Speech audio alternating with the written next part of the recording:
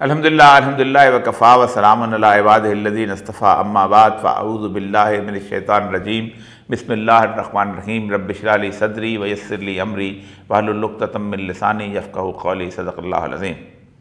मौजूद ख़वातीन व हज़रात, जब कभी मग़रिब के किसी मुल्क के अंदर कोई एक गरीब आदमी वज़ीर आज़म बनता है या सदर बनता है, या कोई बाहर से इधर से आया हुआ काला या कोई इधर से आया हुआ बेचारा ब्राउन वो जो है वो बनता है, तो लोग एकदम तारीफ़ के पुल बांधना शुरू हो जाते हैं कि वो देखो क्या ज़बरदस्त माशरे हैं। उन माशरों के अंदर उन्होंने बर्दाश्त किस लेवल की लेके आ गए हैं कि वहाँ अब देखें ये एक इंडियन ओरिजिन का आदमी जो है वो बरतानिया के गोरों का वज़ीर आज़म बन गया है। ये दुनिया बदल रही है, ये इस कायनात बदल रही है, ये इंसान के अंदर से तअस्सुबात ख़त्म हो रहे हैं। यही सूरत हाल जो थी जब जमहूरियत का बिल्कुल अमेरिका के अंदर आगाज़ हुआ था, तो उसके अंदर भी कुछ ऐसे लोगों को उन्होंने आगे लेके आए थे कि जो बेसिकली कुछ ज़्यादा जिसे कहते हैं अमीर नहीं थे। मसलन जैसे इब्राहिम लिंकन के जी मोची का बेटा है, तो फलाना जो है फलां का बेटा है। आखिर वक्त तक, यहाँ तक जिमी कार्टर जो है उसको जब लेके आए तो एक मूंगफली के छोटे से फार्म वाला आदमी था, और एक तो हद कर दी कि उन्होंने ओबामा को भी सदर बना दिया।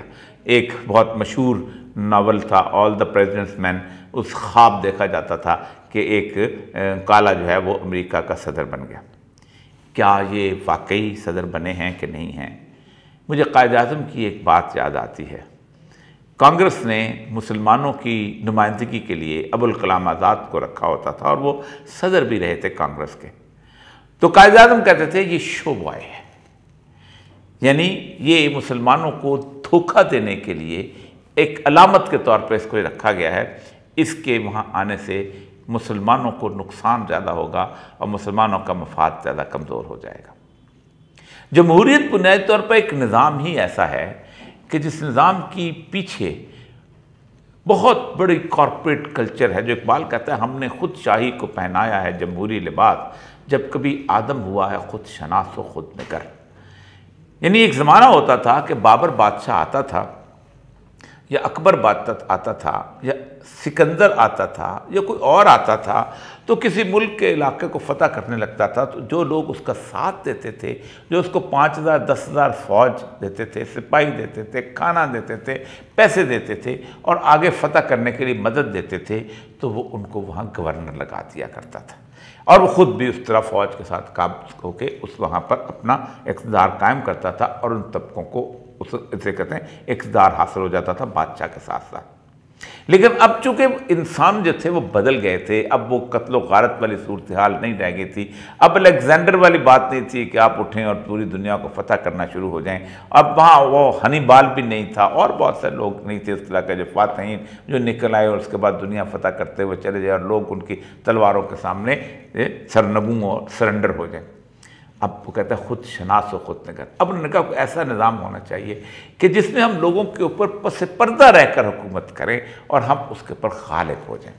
तो उसके लिए बुनियादी चीज़ जो थी वो थी कि किसी तरीके से इन लोगों की मईशत अपने हाथ में ली जाए, जिसको लिए उन्होंने एक 1945 के अंदर एक बहुत मशहूर जिसे कहते हैं बटन वुड एग्रीमेंट करते हुए उन्होंने IMF और वर्ल्ड बैंक को कायम किया और पेपर करेंसी जो थी आई, जिसके साथ उनके हाथ में वो नोट आ गया जिससे कागज़ का नोट कहते हैं।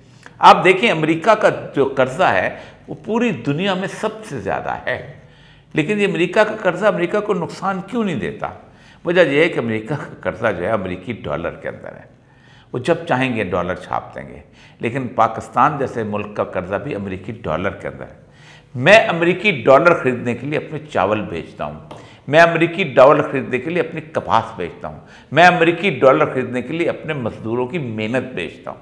और सऊदी अरब का कर्जा अमेरिकी डॉलर में है, वो अमेरिकी डॉलर खरीदने के लिए अपना तेल बेचता है। ठीक एक मलेशिया का कर्जा भी डॉलर में है, वो सोयाबीन ऑयल बेचता है। इसीलिए उन्होंने इस पूरी दुनिया के इक़्तिदार को जो रखा तो उसके अंदर एक बहुत बड़ी कॉरपोरेट जो वर्ल्ड बन गई।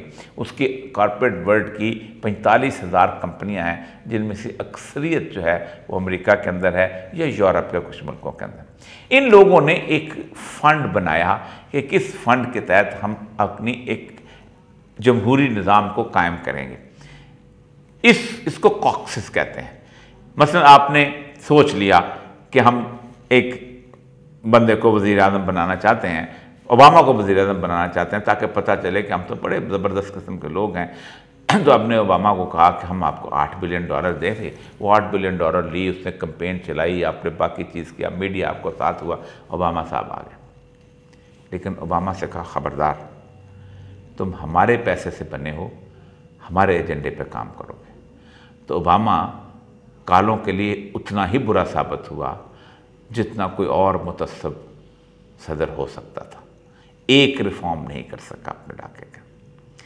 यानी बदतरीन वो लोग होते हैं कि जो अपनी ही नस्ल को धोखा दे के बरसदार आते हैं और उसके बाद अपनी ही नस्ल के ऊपर जुल्म पर जो है रवा रखते हैं। यही सूरत हाल बरतानिया के अंदर इस ऋषि की है। इससे पहले सईदा वारसी भी थी, वो कंजर्वेटिव पार्टी की रुकन बन गई थी। गुजर खान के हम बड़ा शोर मचा, वो देखें जी, माशा देखें। लेकिन सईदा वारसी ने गुज़श्ता 3 साल पहले एक इंटरव्यू दिया था।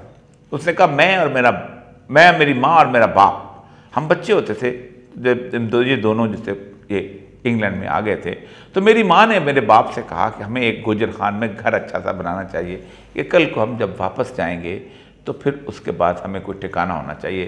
तो मेरे बाप ने कहा, नहीं, यही अब हमारा घर है, इंग्लैंड ही हमारा वतन है। लेकिन आज वो कहती है कि आज 60 साल के बाद जब मेरे पोते से या मेरे छोटे बच्चे से कहा जाता है go back to your home, तो मैं सोचती हूँ कि मेरी माँ ने ठीक कहा था, हमें कभी कबूल नहीं किया जाएगा। यूरोप का कौन सा मुल्क है कि जहाँ शिद्दत पसंद किस्म की नेशनलिज्म नहीं है, जो कहते हैं कि जितने लोग बाहर से आए हैं उनको बाहर निकाल दो। खुद बीएनपी, क्या बीएनपी को कोई कंट्रोल कर सका? उसके साथ साथ उस मुआशरे के अंदर जिस तरह आप रहना चाहते हैं वो रखना चाहते हैं, वैसे ही आप रहेंगे। मैं एक शानदार किस्म के मुसलमान की ज़िंदगी गुजारना चाहता हूँ, लेकिन मैं वहाँ नहीं गुजार सकता, क्योंकि मेरा बेटा जिस वक्त स्कूल के अंदर जाता है तो वहाँ उस निसाब से ये चीज़ नहीं निकाली जा सकती कि LGBT यानी मर्द और मर्द को भी शादी करने का या औरत और औरत को भी शादी करने का एक इक्वल राइट हासिल है। मुसलमान स्कूल, मुस्लिम स्कूल, उन्होंने कहा हम ये निसाब नहीं पढ़ाएंगे, उन्होंने कहा हम स्कूल बंद कर देंगे। तो असल कहने का बुनियादी मकसद ये है कि ये जो सिंबल के तौर पे आते हैं, ये शो बॉयज़ हैं। ये शो बॉयज़ इसलिए रखे जाते हैं ताकि लोगों को तसल्ली दी जाए कि तुम इस बात पर राज़ी हो जाओ जिस रात पे हमने तुम्हें यहाँ रखा हुआ है। तुम अपने मज़हब को, तुम अपनी अक़दार को, तुम अपनी रवायात को, तुम सबको सेक्रीफाइस कर लो। तुम इस दुनिया के अंदर जिस तरह हम चाहते हैं वैसे चलो, जिस तरह हम ज़िंदगी गुजारना चाहते हैं वैसे ज़िंदगी गुजारो। यही वजह है कि आप वहाँ पर रसूल अकरम सल्लल्लाहु अलैहि वसल्लम की गुस्ताखी तो बर्दाश्त करने को आपको कहा जाता है, लेकिन आपको हॉलोकॉस्ट के ऊपर गुफ्तगू करने को नहीं कहा जा सकता, ऊपर सज़ा दी जाती है। 15-15 साल सज़ाएँ हैं। आप अंदाज़ा करें कि एक 12 साल के दूध बेचने वाले बच्चे को इसलिए पकड़ के सज़ा दे दी गई थी कि उसने हिटलर के नाम के ऊपर एक वेबसाइट बनाई थी, पेज बनाया था फेसबुक, और उसने उसकी एप्रिसिएशन की थी कि ये बहुत अच्छा आदमी था। ये वो कैफियत है जिसके अंदर आपको वहाँ जिंदा रहना पड़ता है। आखिरी एक बात अगर कर दूँ, कभी कभी मैं सोचता था आज से 3-4 साल पहले जब फ्रांस के सदर ने पूरे पेरिस के अंदर रसूल अकरम सल्लल्लाहु अलैहि वसल्लम के कार्टून लगाए थे, तो मैं सोचता था वो मुसलमान जो सुबह तैयार होकर अपने घर से निकलता होगा, गाड़ी में बैठता होगा, उसको हर चौराहे पर रसूल अकरम सल्लल्लाहु अलैहि वसल्लम के कार्टून नज़र आते होंगे, उसके दिल पे क्या बीतती होगी।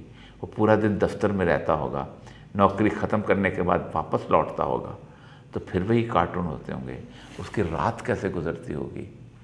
क्या वो बर्दाश्त कर सकता होगा कि उस माशरे में रह सके।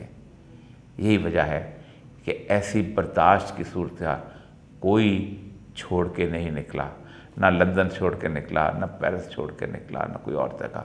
किसी ने नहीं कहा कि मेरे आका की तौहीन होती है, हम यहाँ नहीं रहते, इसलिए कि उनको पता है कि कल हम भी वैसे ही शो बॉय बन जाएंगे जैसे सादक लंदन का मेयर बना है, मुसलमानों के लिए कुछ नहीं कर सका, ऋषि बना है, हिंदुओं के लिए कुछ नहीं कर सकेगा, वैसे ही जैसे ओबामा कालों के लिए कुछ नहीं कर सका।